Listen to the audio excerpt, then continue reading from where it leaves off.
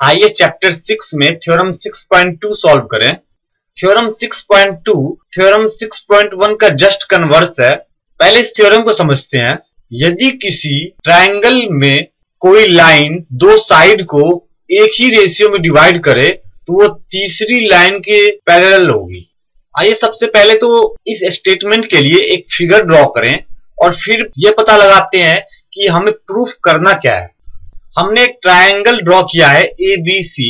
Question में दिया हुआ है कि कोई लाइन किसी ट्रायंगल के दो साइड को एक ही रेशियो में डिवाइड करे।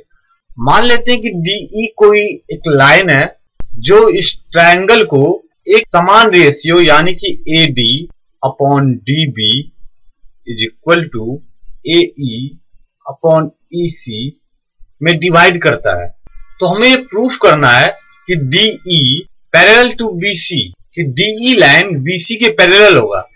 इन a triangle ABC, DE is a line which divides two sides of this triangle in same ratio, that is AD upon DB is equal to AE upon EC.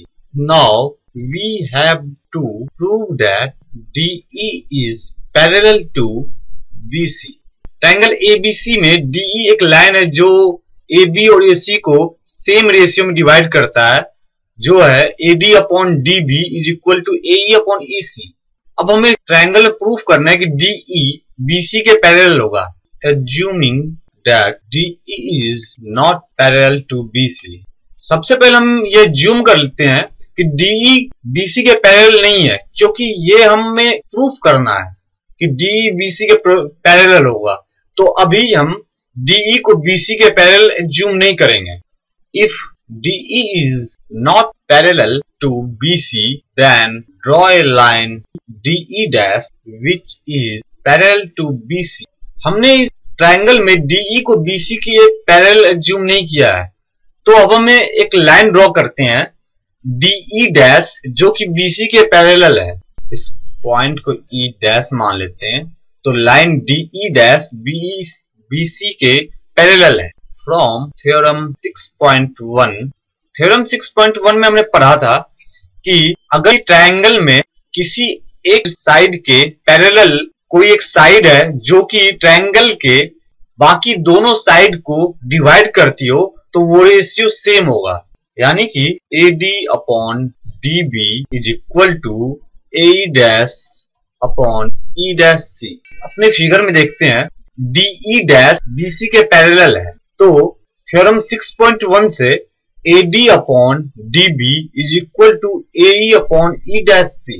Therefore AE upon EC is equal to AE dash upon E dash C। Question में हमारे पास एक relation दिया हुआ है कि AD upon DB is equal to AE upon EC। ये relation को देने के बाद ही हमें प्रूफ करना था DE पैरेलल टू BC, यानी AD अपॉन DB के जगह हम AE अपॉन EC लिख सकते हैं। इसलिए हमने AE अपॉन EC लिखा है AD अपॉन DB के जगह पे।